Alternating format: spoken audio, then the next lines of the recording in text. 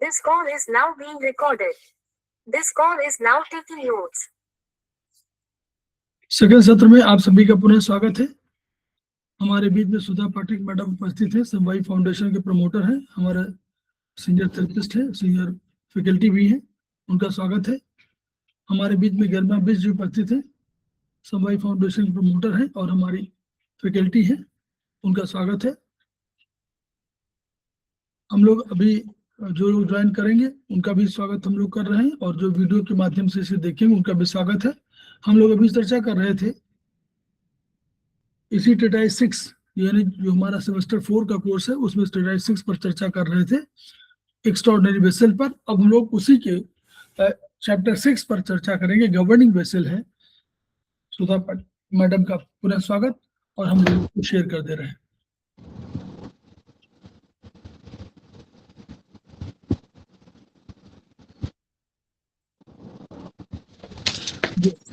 सर्वप्रथम क्लास में अरविंद सर का अभिनंदन करते हुए उपस्थित सभी साथियों का मैं स्वागत करती हूँ। साथियों, अभी कुछ देर पहले ही हमारी फ्रेंड ने, नीतू जैन ने बहुत अच्छे से ईओबी के बारे में भी पूरा ईओबी को ब्रीफ किया है चाइनीज में। तो उसी के अंतर्गत पहले तो उसके बारे में इंट्रोडक्शन उन्होंने बताया, उसके बारे में उसकी सारी जितनी भी क्वालिटी है वो बताया। अब उसी के अंतर्गत हम चैप्टर वाइज चलते हैं। तो मुझे नहीं लगता कि ईओबी के बारे में बहुत ज्यादा कुछ बताने की जरूरत है, क्योंकि बहुत अच्छे ढंग से भी उन्होंने सारी बातें अभी हमें समझाई है।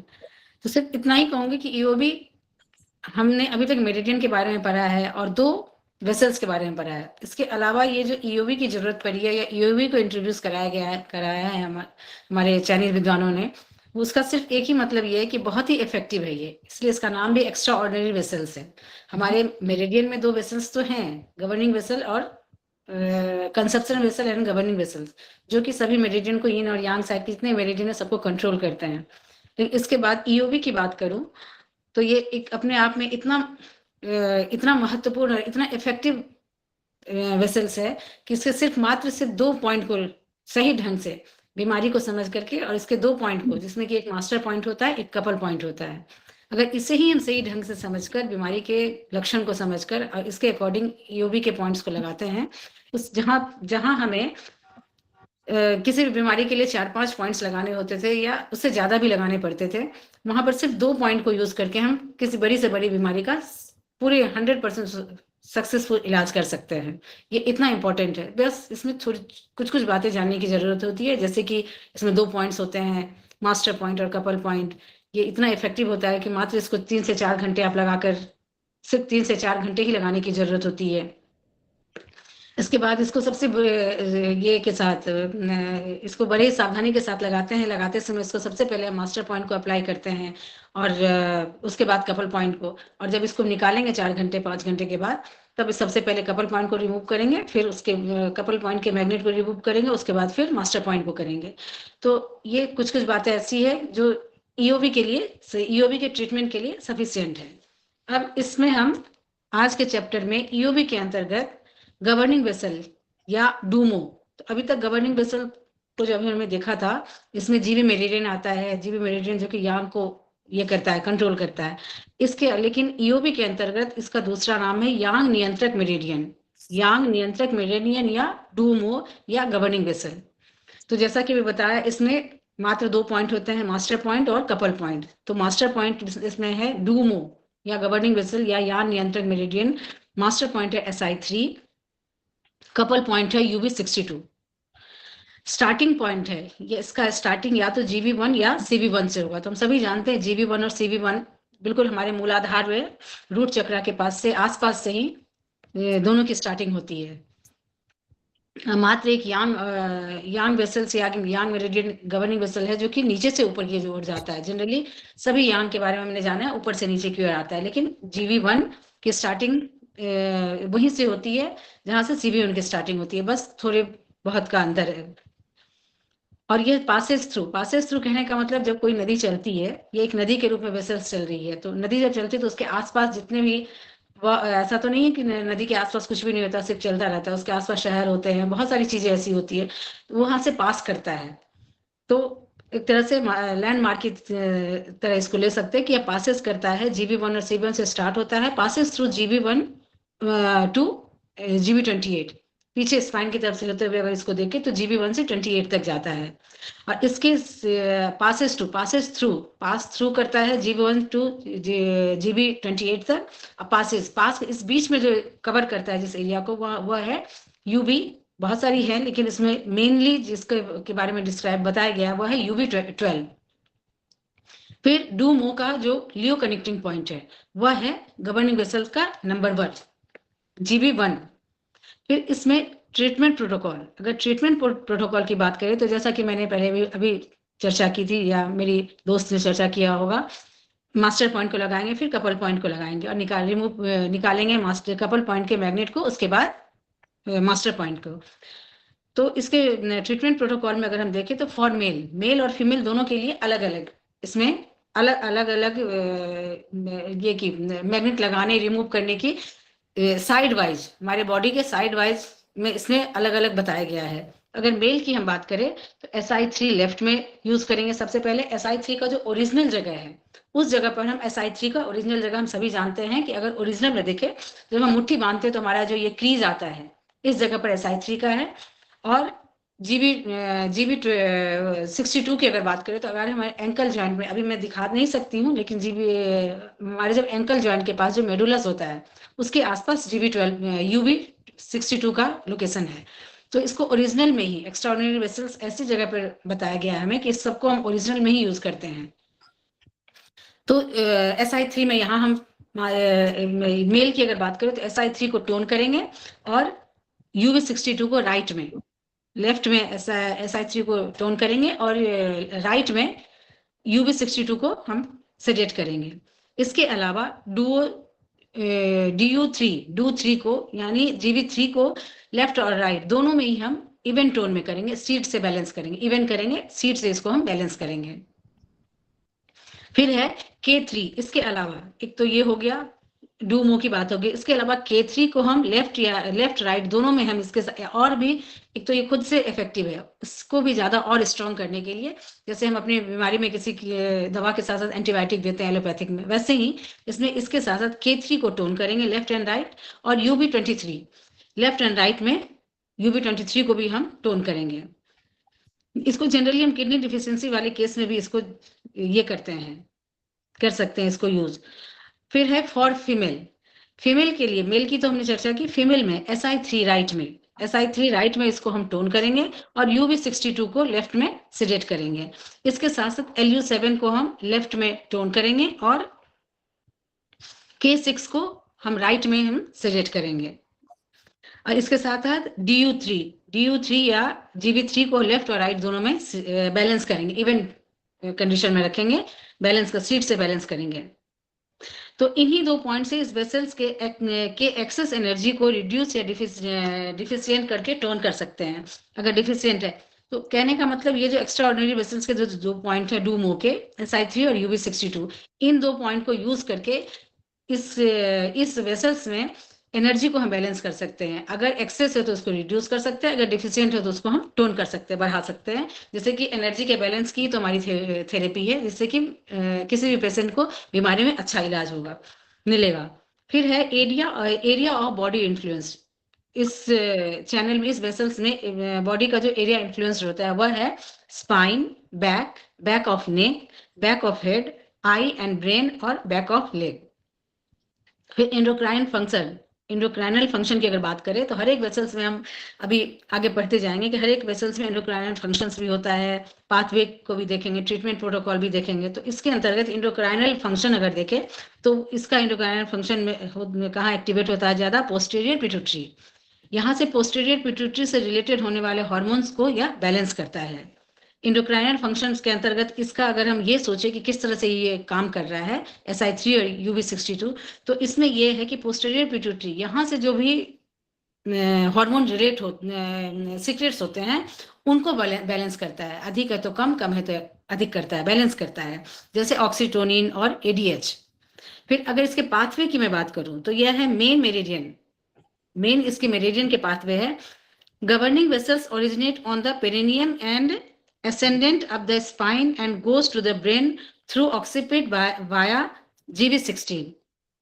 गवर्निंग वेसल जैसे GB1 से अगर शुरुआत होती है तो हम समझ सकते हैं कि वह पेरिनियम से ही शुरुआत होगी, उसके बाद वो सीधे स्पाइन की सहायता से नहीं, स्पाइन के साथ साथ होते हुए ऊपर की तरफ जाता है, ब्रेन के पास जाता है और ऑक्सीपिट वाया GB16 से होते हुए, जैसे कि हम जानते हैं कि हमारे ब्रेन के आसपास मतलब GB20 में सहस्त्रार चक्र पर है, तो GB16 की अगर यहाँ बात की गई है वो जस्ट उससे थोड़ा सा नीचे है.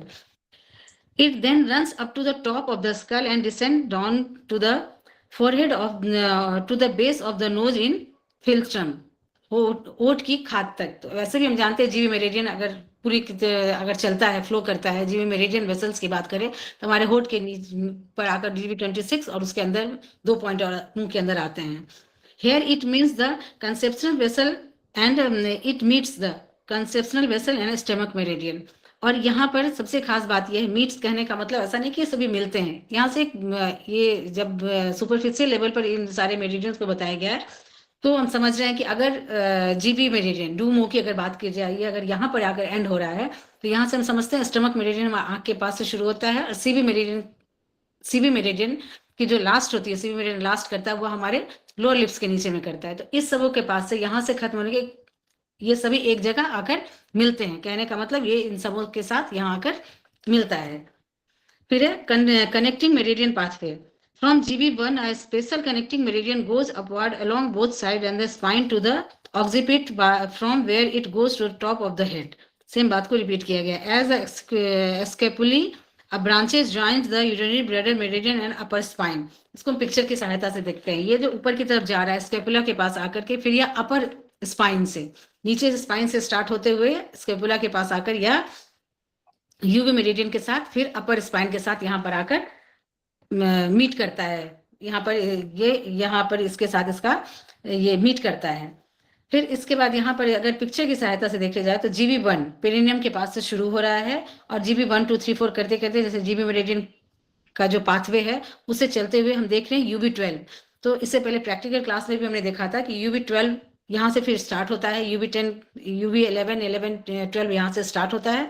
तो यहीं पर आकर ये बता रहा है कि UB12 और यहाँ पर आकर ये इसके साथ UB12 दोनों साइड से बायलेटरल है, दोनों साइड से है. और यहाँ पर आकर GB12 का भी लोकेशन है. GB12 UB12 और GB13 ये सारे मिलकर एक जगह आकर के ये सभी मिल रहे हैं. इसको पिक्चर की सहायता से दिखाया गया है. फिर इसमें है the Leo vessels ascend the back from GB1 in the parallel line. Leo vessels ascendant from the back of the GB1 in parallel line. GB1 के साथ साथ पैरेलल लाइन में यह आगे की तरफ बढ़ रहा है. Start in the uterus, passes to CB and GB. CB meridian के कहा जहाँ भी इन्वॉल्वमेंट होगा वहां पर यूट्रस और इसका तो मतलब ये तो होगा ही इसमें. तो बता रहा है कि CB1 और GB1 से अगर ये स्टार्ट हो रहा है तो यूट्रस के थ्रू ये पास कर रहा है. The anterior branches follow the Renmo and passes to the genital organ. तो ये बता रहा है कि यह जेनाइटल ऑर्गन के बारे में बता रहा है. रेनमाई हमारा सीबी मेरिडियन के बारे में बताया गया है, जिसमें कि जब अगले क्लास में पढ़ेंगे उसमें LU7 और K6 वो दोनों ही couple point, master point and couple point के बारे में उसके हम चर्चा करेंगे. The branches ascendant either side of the spine. Branches, ये जो ब्रांचेज इसके बताए गए, the branches ascendant either side of the spine. Spine के साइड से यह ब्रांचेज निकलकर एक दूसरे के साथ ऊपर में मिल रहे हैं, इसके बारे में बताया गया है. फिर इसमें बताया गया फ्रंट ऑफ हेड पाथवे. तो इसको हम सभी जानते ही हैं. जीबी मेरिडियन के बारे में बताया गया. GB20 अप में है और उसके बाद लास्ट इसका 28 मुंह के अंदर है. 26 की अगर बात करूं तो नोज के जस्ट नीचे है. फिर symptom of hyper active governing vessels. अब इसके बारे में बताया गया है डू मुंह के बारे में. अगर हाइपर एक्टिव गवर्निंग वेसल है, कहने का मतलब अगर अधिक एनर्जी है उसमें, तब उसमें जो लक्षण सिम्टम आएंगे वह है स्टिफनेस ऑफ बैक, पीठ में करापन, ऑस्टिथोटोन्स या धनुर्वात, शरीर के पीछे की ओर झुककर अकड़न आ जाना. फिर सिम्टम ऑफ हाइपो, अगर कम एक्टिव है, अल्प सक्रियता के लक्षण है हेवीनेस ऑफ हेड, डेज या टकटकी लगाकर देखते रह जाना, डिजीनेस, चक्कर आना, एपिलेप्सिक सीजर या meningitis, encephalitis, incontinence of urine, infertility of women, fever, contract of the limbs and colics, constipation and hemorrhoids. ये सारे लक्षण हैं अगर गवर्निंग वेसल्स हाइपोएक्टिव है तब। फिर functions and clinical use of governing vessels, इसमें है the governing vessels is called the sea of yang channels. जानते हैं कितना इंपॉर्टेंट है, तभी इसको वेसल्स में रखा गया। वेसल्स में तो ऑलरेडी वह नॉर्मल समय में भी है, मेरिडियंस के केस में भी है, लेकिन ये एक्स्ट्रा ऑर्डिनरी में भी इतना स्पेशल है कि इसको वेसल्स के अंदर एक्स्ट्रा ऑर्डिनरी वेसल्स में भी कंक्लूड किया गया है। द यांग मेरिडियन है and hence it can be used to strengthen the yang of the body. तो हम समझते हैं, जानते हैं कि यांग ऑफ द बॉडी को यह स्ट्रेंथन करता है। It can strengthen the spine and the back. Rigidity और स्पाइन ड्यू टू डिफिशियंसी, अगर स्पाइन में डिफिशियंसी हो जाती है एनर्जी की वजह से, रिजिडिटी आ जाता है, तो ऐसे केस में इसको ट्रीट करते हैं। It टोनिफाई the kidney, Yang and back, hence treat the meridian in case of poor functioning of kidney. Kidney की अगर पुअर फंक्शनिंग होगी, जो दैट इज मतलब वो है किडनी यांग को, अगर किडनी की फंक्शनिंग पुअर है तो किडनी यांग कहलाएगी। अगर ऐसे केस में हम क्या करेंगे कि इसको ट्रीट करेंगे। फिर है it nourish the bone marrow, spine and bone marrow, brain and spine, hence treat the meridian for problems of the red blood cells, blood cancers, mental problem and spinal problem. ये सारी चीजें बता रहा है कि यह नरिश करता है बोन मैरो को, ब्रेन और स्पाइन को, जिसके अंतर्गत अगर रेड ब्लड सेल कम हो, ब्लड कैंसर का केस हो, मेंटल प्रॉब्लम हो, स्पाइनल प्रॉब्लम हो, तो ऐसे केस में इसको हम यूज करते हैं। यह इतना इंपॉर्टेंट वेसल्स है। It expel external wind, external wind को यह बाहर करता है। ग्रेटर यांग स्टेज, जिसमें ग्रेटर यांग स्टेज में अगर हम 6 की चैनल्स को अगर ये करते हैं, उसके अंतर्गत ग्रेटर यांग स्टेज आता है। स्मॉल इंटेस्टाइन एंड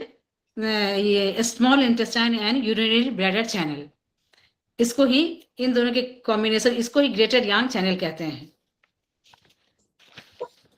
तो इसमें सिम्टम आएगा fever, running nose, headache and stiff नेक।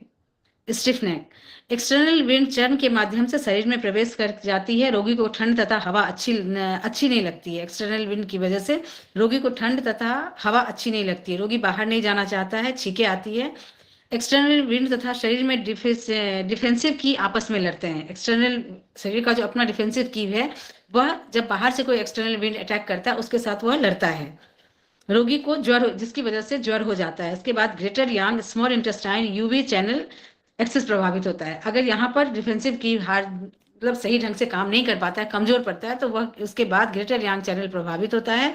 रोगी के गर्दन में स्टिफनेस आ जाता है। इसके बाद एक्सटर्नल विंड गले पर आक्रमण करता है, जिससे कि पेशेंट में सोर थ्रोट होता है, तथा एक्सटर्नल विंड चेहरे पर उसके बाद आक्रमण करती है, तो फेशियल पैरालिसिस हो जाता है।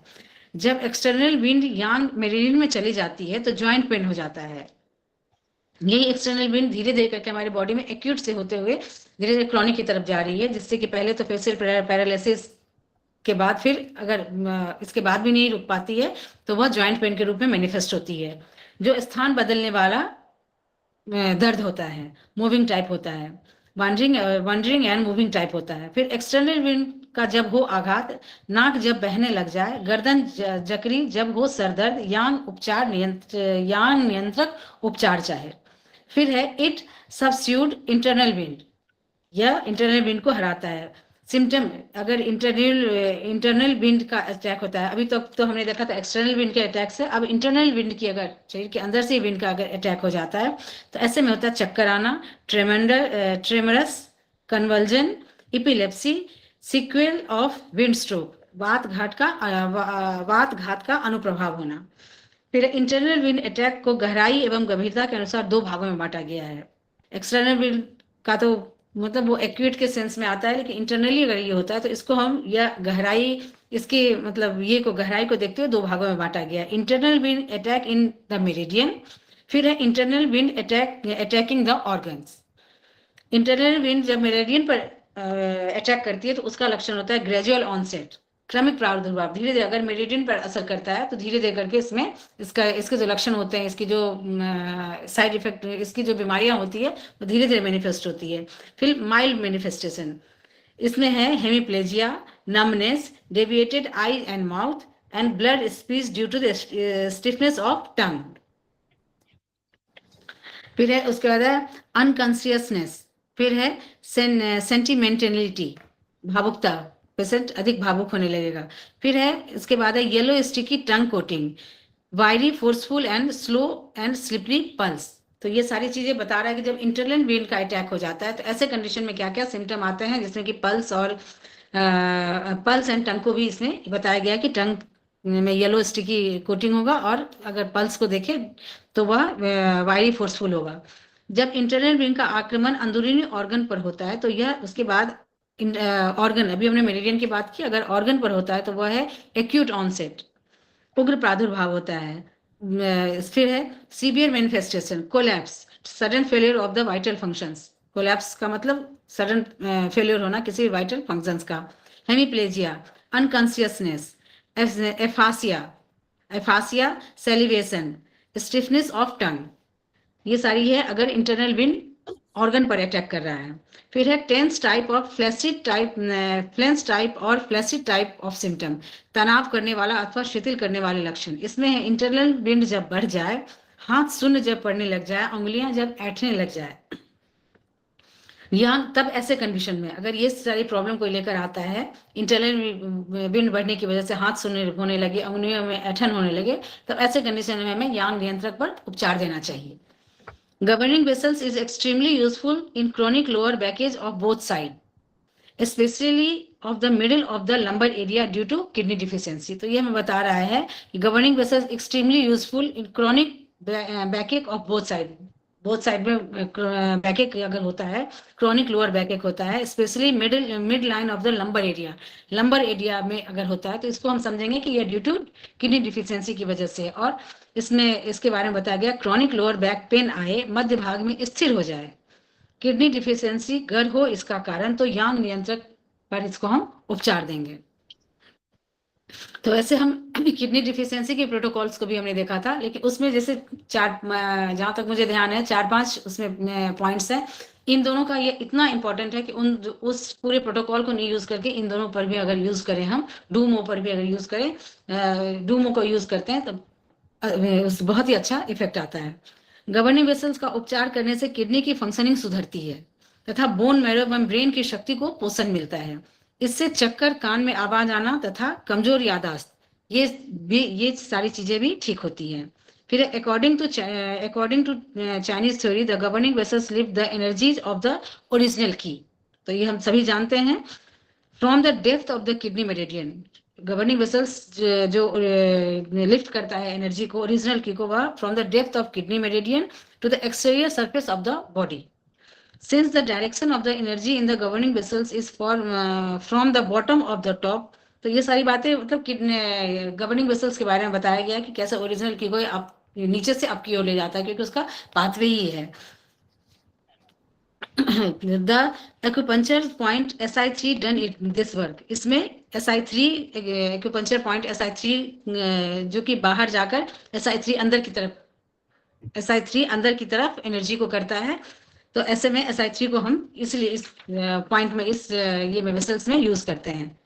Energy movement direction, original qi from the interior to the exterior, original qi interior से एक्सटीरियर की तरफ जा रही है। Turning back of qi by the exterior to the interior, from the bottom to the top via governing vessels, from the top to bottom via small intestine and UV meridian. कहने का मतलब इसमें ये जैसे समझ रहे हैं कि बॉटम से टॉप की तरफ गवर्निंग वेसल्स के माध्यम से जाता है, भाया जीवी मेरिडियन के जाता है। वैसे अगर टॉप से बॉटम की तरफ बात करें, क्योंकि एनर्जी पूरे सर्किल में घूमकर तब ये करती है, तो अगर हम टॉप से बॉटम की बात करें तो उसके लिए यह माध्यम बनाता है, वाया आता है in small intestine and UB, जिसको कि हमने शुरू में भी देखा था मास्टर पॉइंट जब यूज करने के कंडीशन में हमने देखा था कि उसमें ये ओरिजिनल की डायरेक्शन बता रहा है। कह रहा है कि जो ओरिजिनल की हम लोग मानते हैं ना कि ओरिजिनल की किडनी की है, तो कह रहा है original qi from the interior to the exterior, मतलब अंदर, अब चूंकि ये सब लड़ाई अंदर की है तो अंदर से जब बाहर की ओर ओरिजिनल की नीचे से मूव करेगी, अंदर से बाहर की ओर मूव करेगी। कैसे करेगी? पहले जाएगी और इस मेरिडियन के थ्रू वो जाएगी बाहर की तरफ, फिर बाहर से क्या है, फिर वो अंदर की ओर भेज दी जाएगी। कहाँ से जाएगी? From the top, bottom to the top via नीचे, गवर्निंग वेसल के माध्यम से, तो नीचे से ऊपर की ओर जाएगी, और ऊपर से अगर नीचे आना होगा तो एसआई मेरिडियन के थ्रू चली जाएगी। तो ये जो उसका मूवमेंट है, यानी कहना है कि एनर्जी सारे डायरेक्शंस में मूव कर जाती है। ओरिजिनल की बात कर रहे हैं, यानी किडनी की ओरिजिनल की इस मेरिडियन के माध्यम से सारे शरीर में छिद्र आ जाती है। ठीक है सर। फिर है सर गर्दन जकड़ जाए, सर घूमना मुश्किल हो जाए, घुमाना मुश्किल हो जाए, सर्वाइकल एंड स्पॉन्डिलाइसिस जब हो जाए, तब ऐसे कंडीशन में भी हम यांग नियंत्रक पर उपचार देते हैं या देना चाहिए। जब हो पोस्टीरियर पिट्यूटरी अफेक्टेड, क्योंकि इसका आपने देखा था पिट्यूटरी का ही, इसमें एंडोक्राइन सिस्टम में पिट्यूटरी की बात की गई थी। तो जब पोस्टीरियर पिट्यूटरी अफेक्टेड हो जाए, मूत्र मात्रा बढ़ जाए, पसीना जब ना निकले, यांग नियंत्रक तब हमें यूज करना चाहिए यांग नियंत्रक वेसल्स को। जब मानसिक उग्रता आ जाए, मिर्गी का दौरा पड़ने लग जाए, पागलपन जब छा जाए, इन तीनों कंडीशन में यांग नियंत्रक पर हमें काम करना चाहिए। आंख कान की हो कोई तकलीफ, भौं में दर्द हो जब किनारों पर, एपिस्टेसिस जब हो जाए, जिसको कि बताया गया कि एपिस्टेसिस नाक से रक्त निकलना हो जाए, तब ऐसे कंडीशन में, इन कंडीशन में भी हमें यांग नियंत्रक पर काम करना चाहिए। चर्म रोग जब हो जाए, उस पर पपड़ी जब पड़ जाए, पसीना निकलना बंद हो जाए, तो ऐसे इन तीनों कंडीशन में भी हमें यांग नियंत्रक पर उपचार देना चाहिए। रक्तचाप जब घट जाए, अनिद्रा जब सताने लगे, रिमेटिक आर्थराइटिस स्पाइन की हो जाए, तो ऐसे इन तीनों कंडीशन में भी हमें यांग नियंत्रक पर उपचार देना चाहिए। फिर प्रेत बाधा जब हो जाए, या मन में कोई गांठ बैठ जाए, अवसाद में चले जाए, ऑब्सेशन जब ये बन जाए, तब हमें यांग नियंत्रक पर उपचार देना चाहिए। तो obsession is a neurotic mental state of having uncontrollable desire to dwell on an idea or an emotion, on an emotion। मनोग्रंथि मतलब डिप्रेशन या ऑब्सेशन से रिलेटेड अगर ऑब्सेशन बन जाए, बीमारी आ जाए, तो ऐसे कंडीशन में भी हमें यांग नियंत्रक पर उपचार देना चाहिए। हो प्रसव काल की कोई तकलीफ या स्पाइन रिजिड जब हो जाए, रोगी और कुछ नहीं, यांग नियंत्रक पर उपचार हो जाए। अगर प्रसव काल की तकलीफ हो या स्पाइन में रिजिडिटी की शिकायत हो जाए, तो ऐसे में हमें इस वेसल्स पर उपचार देना चाहिए। जब गला अवरुद्ध हो जाए, पीलिया का रोग हो जाए, मेरुदंड में कोई तकलीफ हो, तो ऐसे कंडीशन में यांग नियंत्रक पर उपचार देना चाहिए। It treats chronic lower back ache due to the kidney deficiency where the pain is on the midline of back। Chronic lower back pain आ जाए, मध्य भाग में स्थित हो जाए, किडनी डिफिशियंसी के केस में यांग नियंत्रक पर हमें ट्रीटमेंट करना चाहिए। Governing vessels also treat the following disease. इस सारी बीमारी के अलावा इन सभी बीमारी में भी इसको हम ट्रीट करते हैं, जैसे low blood pressure, diabetes, I that treat in tier in eyes that tier इन बीज इन आईज इन विंड, आंख से जब आंसू निकलने लगे, ऐसे कंडीशन में। रेड आईज विद कॉन्ट्रैक्ट, मोतियाबिंद के साथ आंखें जब लाल हो जाती है, या जॉन्डिस का केस हो, लो ब्लड प्रेशर हो, डायबिटीज हो, ऐसे कंडीशन में भी हमें यांग नियंत्रक पर हमें उपचार देना चाहिए। अब हमें यहाँ बताया है इस चैप्टर के अंतर्गत जो मास्टर पॉइंट है उसके बारे में हमें बताया गया, उसका लोकेशन, और उसके अलावा उसमें स्पेशली SI3 के बारे में, किस किस बीमारी में और किस तरह की बात कब कब यूज करना चाहिए, स्पेशली इसके बारे में, मास्टर पॉइंट के बारे में बताया गया है। तो जैसा कि हमने अभी चर्चा की थी कि SI3 का ये एक्स्ट्रा ऑर्डिनरी वेसल्स में ओरिजिनल पर ही ट्रीटमेंट देते हैं, और SI3 का लोकेशन सभी मुझे लगता है सबको पता ही होगा। तो लेकिन एक बार फिर से, अगर जब मुट्ठी बांधते हैं, ये क्रीज की जो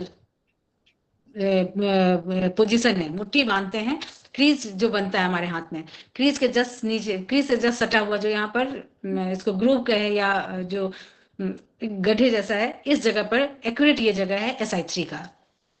और SI3 की अगर मास्टर पॉइंट की अगर बात करें तो किस किस चीज में यूज करते हैं, डिफिनेस या बहरापन, epilepsy, epistaxis, finger spasms, heat disease with no sweats, गर्मी जनित जिसमें पसीना ना निकलता हो रोग में, हेडेक में, jaundice, loss of ability to speak, headache and neck stiff and tight, inability to turn head को टर्न नहीं कर सकते, माइग्रेन हेडेक, न्यू मलेरिया जैसा ज्वर अगर होता है, फिर फोबियाज किसी चीज से डर लगता हो, red eyes with vision problem, फिर है shoulder, upper arm and neck इसमें अगर पेन हो, spasms of the arm and elbow, फिर है टॉर्टिकोलिस, गर्दन की जकड़न अगर होती हो, रिस्ट पेन अगर होता हो, full condition of the chest, छाती में अगर भारीपन लगता होगा, skin problem which causes hard scurvy skin, चर्म रोग जो करा पपड़ी चर्म बन जाए, स्किन प्रॉब्लम जिसमें कि करा पपड़ी चर्म हो जाए, ऐसे कंडीशन में भी हम स्पेशली इस मास्टर पॉइंट को SI3 को हम ट्रीट करते हैं।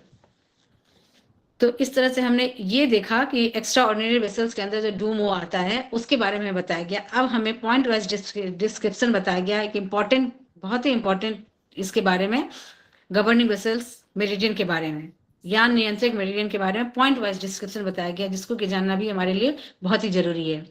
Governing vessels meridian is a yang channel with 28 point and unilateral on the dorsum of the body, it also called डूमो मेरिडियन।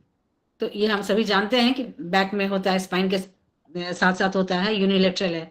फिर है single and symptom of the sign and symptom of the disorder of the governing vessel meridian, ये इतना important है। तो इसके जो लक्षण होंगे, जो इसमें डिसेबिलिटी होगी, बीमारी होगी, वो भी उसके बारे में भी जानना बहुत ही जरूरी है।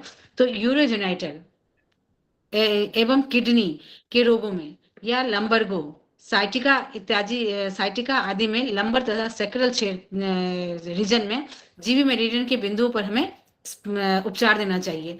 तो ये तो ऑब्वियस है कि जब ये स्पाइन के साथ साथ ऊपर की तरफ जा रहा है, तो स्पाइन से रिलेटेड और हमारे ग्रोइंग एरिया से जब यह पेरिनियम से जब ऊपर से आगे बढ़ रहा है, तो इसमें हमारा जो ग्रोइंग एरिया है उसकी प्रॉब्लम से लेकर स्पाइन की प्रॉब्लम, नर्वस सिस्टम की प्रॉब्लम, ब्रेन की प्रॉब्लम, सारे इसमें आएंगे। इन सबों के बारे में बताया गया है।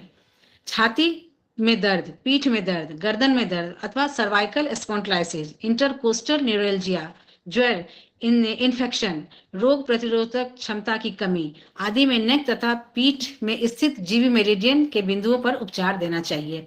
मस्तिष्क रोग, साइकोसोमेटिक तथा न्यूरोलॉजिकल गड़बड़ी, सर दर्द, माइग्रेन आदि में हमें जीवी मेरिडियन पर उपचार देना चाहिए। GB20 बिंदु वर्टेक्स जहां चोटी रखते हैं, हमें पता है कि वहां पर वह सर्वश्रेष्ठ बिंदु कहलाता है एक्यूप्रेशर का। 100, इसका नाम है 100 बीमारी का एक इलाज। तो ये हमें ध्यान भी रखना चाहिए, वाइवा में चाहे ऐसे भी पूछ सकता है। 100 बीमारी का एक इलाज GB20 को हम बोलते हैं। बेहोश को होश में लाने का सर्वश्रेष्ठ बिंदु GB26 होता है। तो हमने वैसे भी देखा था कि हमारे सर बताते हैं कि GB26 को अगर कोई बेहोश हो जाता है, तो इस जगह पर अगर आप प्रेशर जोर से डालेंगे तो वहां पर मतलब बेहोश को होश में लाने का ये बहुत ही अच्छा पॉइंट है। या इसके अलावा अगर कोई लगातार खांस रहा है, ये छींक रहा हो, छींक नहीं बंद हो रही है, तब भी अगर इस पॉइंट पर हम जोर से अगर प्रेशर डालते हैं तो तुरंत उसको इमीडिएटली उसको इफेक्ट अच्छा आता है। फिर है इट गवर्न 6 यांग मेरिडियन, ये सभी जानते हैं। फिर अगर इसकी बात करें GB1 की अगर हम बात करें तो लॉन्ग स्ट्रेंथ इसको कहते हैं, जिसे लियो connecting point of governing vessels meridian with the conceptional vessels kidney and gall bladder meridian, या इतना इंपॉर्टेंट है। GB1 की अगर बात करें तो ये लियो कनेक्टिंग पॉइंट है CV मेरिडियन, किडनी और गॉल ब्लैडर मेरिडियन का। इस बिंदु का नाम शक्ति एवं वृद्धि है। शरीर में ऊर्जा कंसेप्शन वेसल में अगर बढ़ जाती है, छाती और पेट में तनाव पैदा होता है, पीठ में ऊर्जा घट जाए और रोगी के कंधे तथा पीठ पीछे की ओर तन जाए, तनाव की वजह से रोगी का पीठ पीछे की तरफ तन जाए, सर में चक्कर आए, बिंदु पर उपचार देने से कंसेप्शनल वेसल मेरिडियन से गवर्निंग वेसल्स मेरिडियन में ऊर्जा ट्रांसफर हो जाती है, जिससे कि बैलेंस हो जाता है ऊर्जा और संतुलन आ जाता है एनर्जी में, और रोगी का रोग ठीक हो जाता है। तो इस पिक्चर के माध्यम से हमें बताया गया है CV और GB के पोजीशन को बताया गया। हमारे पेरिनियम से शुरू होता है। फिर इफेक्ट ऑफ स्टिमुलेशन, अगर GB1 को स्टिमुलेट करते हैं तो उसका क्या इफेक्ट आता है। इसमें किडनी तथा लोअर वार्मल यिन ऊर्जा को बढ़ाता है, शरीर के आगे पीछे की ऊर्जा को व्यवस्थित करता है। और डॉक्टर देवेंद्र बोरा ने बताया है, पुस्तक में लिखा है कि जननेंद्रिय तथा मासिक संबंधी रोग में इस बिंदु पर रबर के बाल रखकर 10 मिनट तक बॉल सीटिंग करने से लाभ होता है। फिर as a local point of it treat prolapse of anus, तो यह बहुत ही अच्छा पॉइंट है GB1। अगर एनस का प्रोलैप्स हो जाता है, एनस में इतनी एनर्जी कम हो जाती है कि वो प्रोलैप्स वाले कंडीशन में आता है, तो ऐसे कंडीशन में अगर GB1 को हम टोन करेंगे, GB1 को ट्रीट करेंगे, तो एनएस के प्रोलैप्स के केस में भी उसमें बहुत ही अच्छा इफेक्ट आता है। GB1 can use to the effect the top part that is the brain हम जानते हैं वर्टेक्स पर GB20 का लोकेशन है।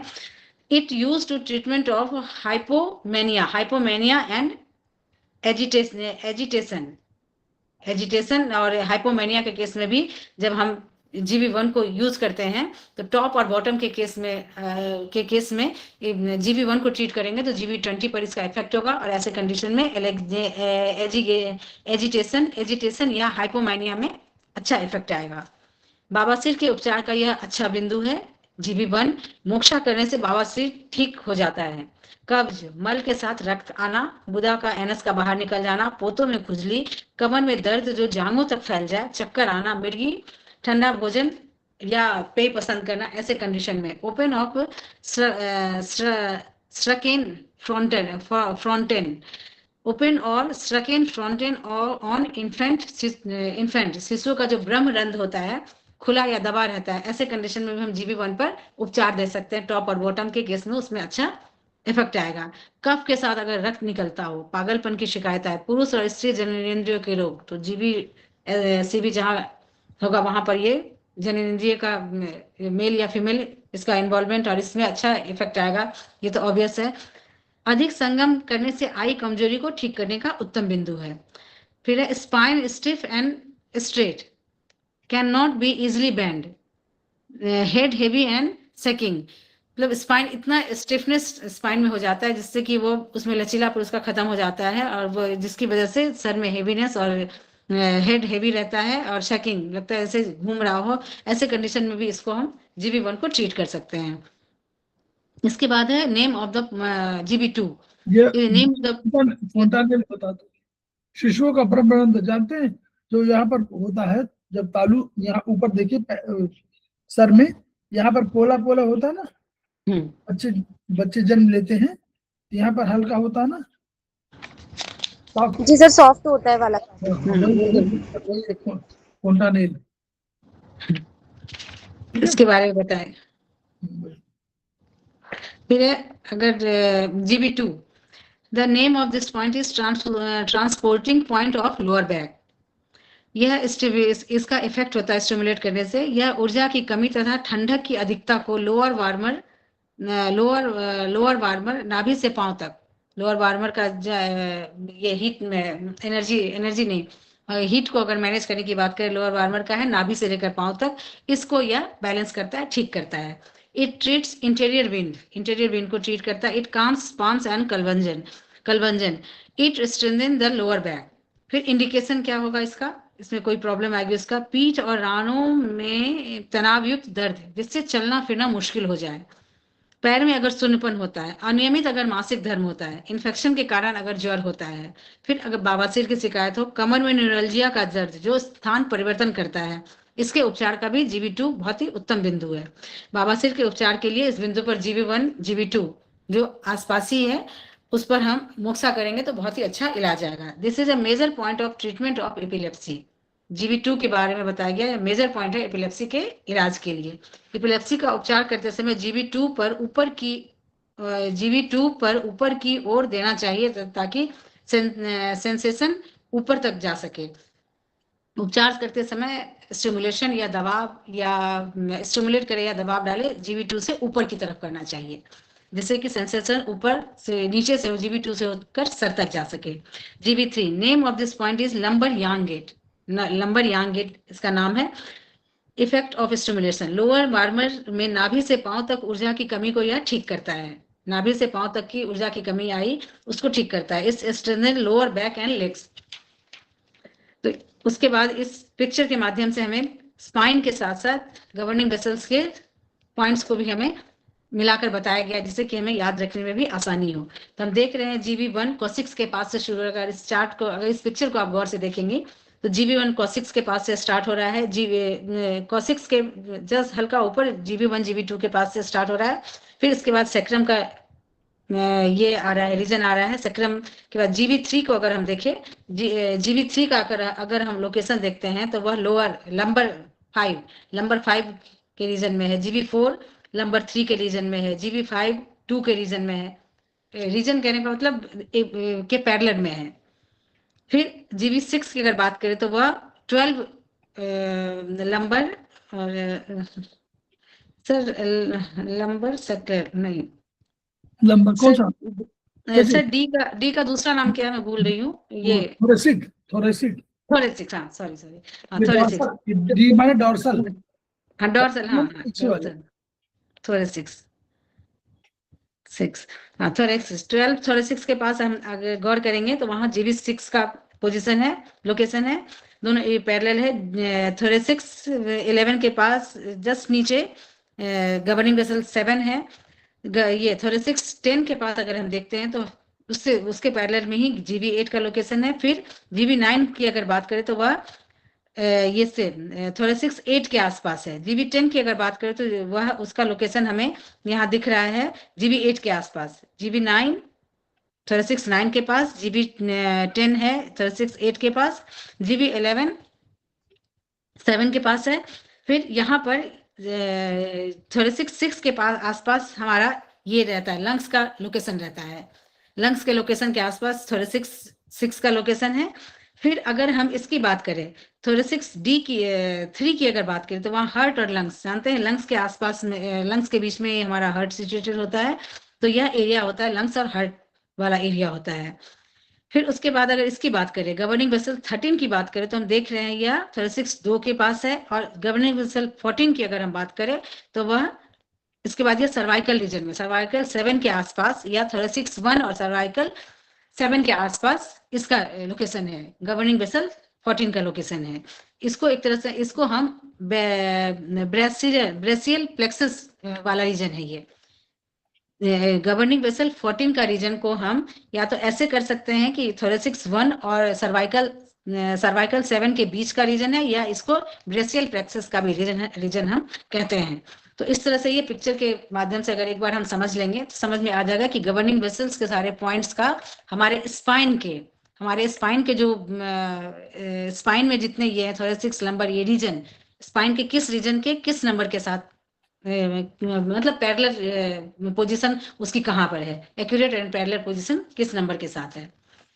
फिर है GV3 के बारे में ही बताया गया। नेक्स्ट है इस टोनीटाइज यांग, या यांग को टोनीफाई करता है, टोनीफाइड यांग। इंडिकेशन है पैरों में शून्यपन। अगर GV3 में अगर कोई प्रॉब्लम होती है तो इसका बता रहा है इंडिकेशन पैरों का शून्यपन, लकवा, घुटने मोड़ने में परेशानी, कोशिक्स में दर्द। तो हम देख रहे हैं कि ये GV1 की शुरुआत ही कोशिक्स के रीजन में। स्थान परिवर्तन करने वाला या वात दोष हो उसमें, जननांगों में चोट तथा सभी प्रकार के रोगों का उपचार का, या जननांग से रिलेटेड सभी प्रकार के रोग के उपचार का अच्छा बिंदु है। फिर इस बिंदु पर मालिश करने से बहुत ही अच्छा हमें लाभ मिलता है। It is an important point for weakness of leg in atrophy syndrome. चल नहीं पाने वाले कंडीशन में अगर कोई ये पेशेंट सही ढंग से चल नहीं पा रहा है, एट्रोफी सिंड्रोम उसके अंदर है, तो ऐसे कंडीशन में भी है इस पॉइंट पर वीकनेस के कारण होता है और इस पर हम इलाज दे सकते हैं। ये जो है 4L 5L के बीच आसपास ये इसका लोकेशन है। तो GV3 ये किसी का पॉइंट भी है, इसी के आसपास पीछे आगे CV3 होगा। तो GV3 इतना इम्पोर्टेंट, मतलब लंबर का 4 और 3 के आसपास का एरिया है। तो ये करता क्या होगा, ये पैरों में इनर्वेशन करता होगा, जो ओरिजिनल मॉडर्न साइंस कहेगी। तो ये पैरों का इनर्वेशन कर रहा होगा। तो पैरों के कह रहे हैं weakness of legs in atrophy syndrome, यानी अगर सेल्स डैमेज हो रही हैं, सेल्स नष्ट हो रही हैं, तो और पैरों में जो है जब पैर सेल्स कम करेंगी तो नेचुरली वीकनेस आएगी, तो उसमें आप चल नहीं पाएंगे या चलने में परेशानी होगी। तो उसके लिए बहुत बढ़िया पॉइंट है। यस सर, जो पैरों में नर्व का डिवीजन आता है वो लंबर के इसी एरिया से आता है। हाँ वही मैं कह रहा हूँ, वहां से होगा। तो वो दोनों हाँ। अगर उसको देख रहे हैं आप, वहां देखिए, जी सर। देखिए आपको समझ में आ जाएगा कि और देखिए सर कितना जो बढ़िया। डीजनरेशन के लिए कटिवस्ती दी जाती है वो भी इसी लोकेशन पे दी जाती है, इसीलिए दी जाती होगी। हाँ ठीक है सर। फिर है GV4। इस बिंदु का नाम जन्मजात संरचनात्मक ऊर्जा या गेट ऑफ लाइफ है। इस बिंदु पर इफेक्ट ऑफ स्टिमुलेशन, इस बिंदु पर उपचार देने से किडनी तथा लीवर को ऊर्जा प्राप्त होती है तथा वात रोग ठीक होता है। शरीर के द्रव तथा ऊर्जा का प्रवाह नीचे की ओर सुचारू रूप से होने लगता है। जननांगों, मस्तिष्क तथा कमजोरी के उपचार का यह एक महत्वपूर्ण बिंदु है। माताएं स्तनपान कराते समय शिशुओं के इसी स्थान पर हाथ फिराकर शिशु को ऊर्जा देती है। जब माँ ये कराती है, फीड कराती है, बच्चे को दूध पिलाती है, तो ऐसे समय में उस कंडीशन में बच्चे के कोसिक्स वाले रीजन में, GB4 वाले रीजन में ही, कोसिक्स से ऊपर GB4 वाले रीजन में थपथपाती है।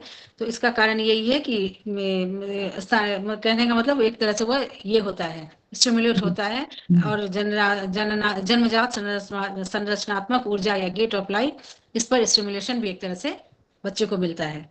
कमजोरी के लिए एलोपैथिक में जनरल टॉनिक देते हैं। इसी तरह से जैसे एलोपैथ में जनरल टॉनिक देते हैं, इसी तरह से चीन एक्यूपंक्चर में चीन में इस बिंदु पर मालिश करते हैं। It tonifies kidney yang, nourish original key, benefit strength and warm the gate of vitality.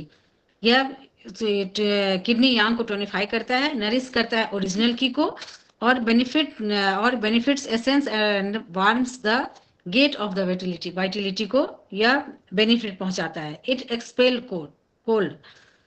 Kidney yang tonify करने का अच्छा ये है CB4 और GB4।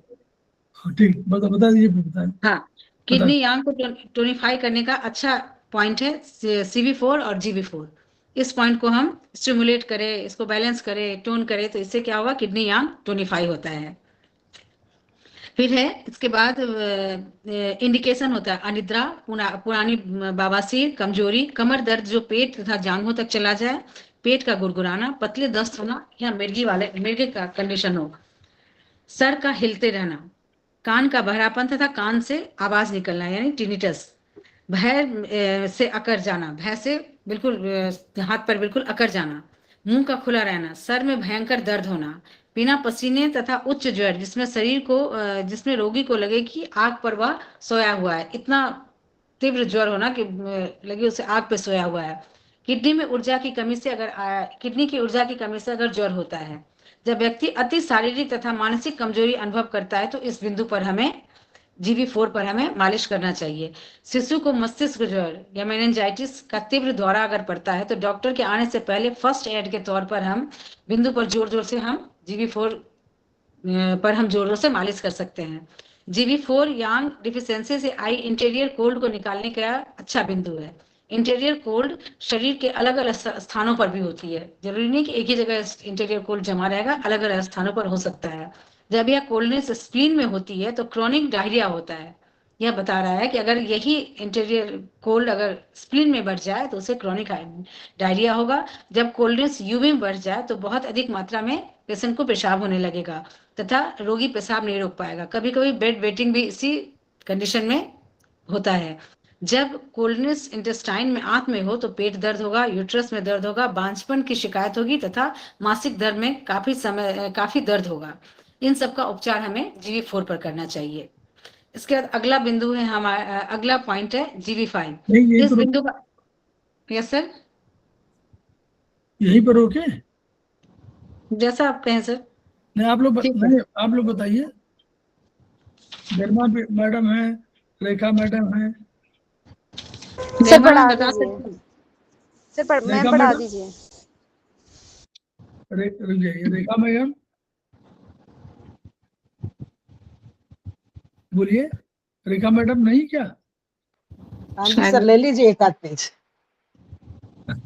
ठीक, हाँ सर ले लीजिए। हाँ ले लीजिए। ठीक है मैम। हाँ, इसलिए बोल रहा है कि दो मिनट और ले लीजिए बस, क्योंकि भी बहुत अधिक हाँ जी, हाँ जी। पूरा सर GB7 तक खत्म कर देते हैं। GB7 तक, GB7 गवर्निंग वेसल 7 तक। चलिए ठीक है सर। फिर GB5, इस बिंदु का नाम लटकता हुआ फलक्रम है और इफेक्ट ऑफ स्टिमुलेशन, इसमें इस बिंदु पर उपचार देने से हृदय का फैलाव होता है, इसको सिस्टोल कहते हैं, तथा क्रिया सिस्टोल की वजह से क्रिया या उसका एक्शन बढ़ जाता है। पीठ में ऊर्जा नियमित, संतुलित तथा सुचारू रूप से होती है तथा वात दोष और कफ दोष निकल जाते हैं अगर इस बिंदु को हम स्टिमुलेट करते हैं तो, तथा मस्तिष्क, ब्रेन, एरोटा, पेरिटोनियम, किडनी तथा जननांगों पर इस बिंदु का महत्वपूर्ण प्रभाव पड़ता है GB5 का। फिर इंडिकेशन, ऊपरी, मध्य अथवा नीचे की पीठ की पेशी का तनाव तथा दर्द, जिससे कि झुकना भी कठिन हो जाए, छाती तथा मिडरिप में तनाव तथा पेट में लगे जैसे कुछ अटका हुआ हो, गुदे का बाहर निकलना, जब व्यक्ति डूब जाने पर मृत्यु के सन्निकट हो जाए, अगर डूब जाता है और बिल्कुल एकदम मरने वाले कंडीशन में हो, तो जापान में इस बिंदु पर मालिश करते ही वह पुनर्जीवित हो जाता है अथवा मृत्यु से बचाते हैं, इसलिए इसे पुनर्जीवन बिंदु भी कहते हैं, रिवाइवल पॉइंट भी कहते हैं। फिर अगर GB6 की बात करूं, यह बिंदु थोरेसिक्स 11 से जरा नीचे स्थित होता है। तो अभी मैंने पिक्चर में देखा था, इसे स्पाइन का केंद्र बिंदु भी कहते हैं। इफेक्ट ऑफ स्टिमुलेशन, इस बिंदु पर उपचार देने से स्प्लीन मेरिडियन में ऊर्जा बढ़ती है। GB6 पर अगर हम ट्रीट करते हैं, स्टिमुलेट भी करते हैं, तो स्प्लीन मेरिडियन की ऊर्जा बढ़ती है। तो स्प्लीन मेरिडियन में अगर कभी ऊर्जा कम हो जाती है, तो जहां तक मुझे लगता है उसके ऑर्गन सोर्स पॉइंट के साथ साथ GB6 को भी अगर हम ट्रीट करें तो उसमें ऊर्जा की बैलेंसिंग हो जाएगी तथा साथ साथ कफ दोष निकल जाता है तथा स्प्लीन मेरिडियन में होने वाले दर्द भी ठीक हो जाते हैं। इंडिकेशन क्या है इसमें बीमारी का, इसके एबनॉर्मल होने का? भूख कम लगेगा, पेट में दर्द होगा, मिडरिप में तनाव तथा दर्द होगा, दस्त के साथ रक्त का आना, बवासीर, कफ के साथ रक्त का आना, पीलिया, ऐंठन एवं शिकुरन, गुदे का बाहर निकलना, शिशुओं की गुदा का बाहर निकल आना। ऐसे कंडीशन में भी अगर ये सारे सिम्टम है तो GB6 पर हम ट्रीट करेंगे, कम से कम मालिश ही करेंगे तो बहुत ही अच्छा इफेक्ट देखने को मिलेगा। फिर GB7, यह बिंदु थोरेसिक्स 10 से जरा नीचे स्थित होता है। इफेक्ट ऑफ स्टिमुलेशन, इस बिंदु पर उपचार देने से स्प्लीन तथा स्टमक मेरिडियन में ऊर्जा बढ़ती है तथा कठिन कफ दोष निकलते हैं। इसमें लिवर मेरिडियन में भी ऊर्जा बढ़ती है। जब कफ निकलते हैं तो ऐसे कंडीशन में इस बिंदु पर उपचार, स्प्लीन तथा स्टमक मेरिडियन में ऊर्जा बढ़ती है, कफ निकलते हैं, कफ दोष निकलते हैं, जिससे कि लिवर मेरिडियन की भी जो ऊर्जा है वह बढ़ती है। इंडिकेशन, लॉइंस में तनाव तथा दर्द जिससे मुड़ने में परेशानी होती है। लॉइंस में तनाव और दर्द के कारण से मुड़ने में परेशानी हो, पीलिया के साथ पेट में तनाव तथा मिडरिप में ऊर्जा बढ़ने के कारण दर्द होना, उल्टी अगर होती हो, जीभ में करापन हो, आंखों में कम दिखना, इन सारे अगर सिम्टम नजर आते हैं तो हमें GB7 पर अगर ट्रीटमेंट करते हैं तो अच्छा इफेक्ट हमें देखने को मिलता है। तो इस तरह से हमने गवर्निंग वेसल्स के पॉइंट वाइज डिस्क्रिप्शन को थोड़ा सा देखा है। फिर इसको हम आज यहीं रोकते हैं, अगली क्लास में फिर इसके आगे पॉइंट का हम की चर्चा करेंगे। ठीक है सर। तो हम लोग ने गवर्निंग वेसल मेरिडियन को आज पढ़ा और हम लोग आज पहले दिन का क्लास है। हम लोग धीरे धीरे सारी मेरिडियंस पर चर्चा करेंगे, वेसल्स पर, और हम लोग कोशिश करेंगे कि इसका ट्रीटमेंट हम लोग जैसे जैसे पढ़ते जाए वैसे वैसे हम लोग ट्रीटमेंट भी करें, जिसको भी होगा। जब अगर किसी को पूछे तो ही बताइए। ये 4 पॉइंट बहुत इंपॉर्टेंट पॉइंट होते हैं, 3 ही 4 पॉइंट हैं और कम पॉइंट्स पर अधिक होता है। उसका कोशिश देखिए करिए कि कभी भी 5-6 घंटे से अधिक मत लगाइए। 4 घंटे लिखा हुआ है तो मैक्सिमम 5-6 घंटे का लगाइए, 5-5.5 घंटे। तो उसके बाद इसको नहीं लगाना चाहिए। नॉर्मली 8 घंटे 10 घंटे वाला जो ये कंसेप्ट नहीं है, इसका कंसेप्ट ये है कि 4 से लेकर के 5-5.5 घंटे तक इस पॉइंट को लगाइए। थोड़ा एक्स्ट्राऑर्डिनरी, थोड़ा पावरफुल है, इसलिए ऊर्जा अधिक है। क्रॉनिक कंडीशन में भी लगाइए, फिर उसको निकाल दीजिए, फिर दोबारा लगाइए, लेकिन उसको निकालिए जरूर 5.5 घंटे बाद, 5 घंटे बाद। निकालने के बाद फिर कितना गैप होना चाहिए? निकालने में कोई बात नहीं। अगर आपको लग रहा है कि भाई आपको वो प्रॉब्लम सॉल्व नहीं हुई है तो आप उसको लगा सकते हैं 1 घंटे बाद। अच्छा। लेकिन फिर वही कंसेप्ट वही कि वही 5-5.5 घंटे से अधिक मत लगाइए, क्योंकि एनर्जी बैलेंस कर रही है, जल्दी बैलेंस कर रही है। तो अगर क्रॉनिक कंडीशन बहुत है तब तो ठीक है, उसको लग सकता है कि भाई 2-3 बार 4 बार लगाइए।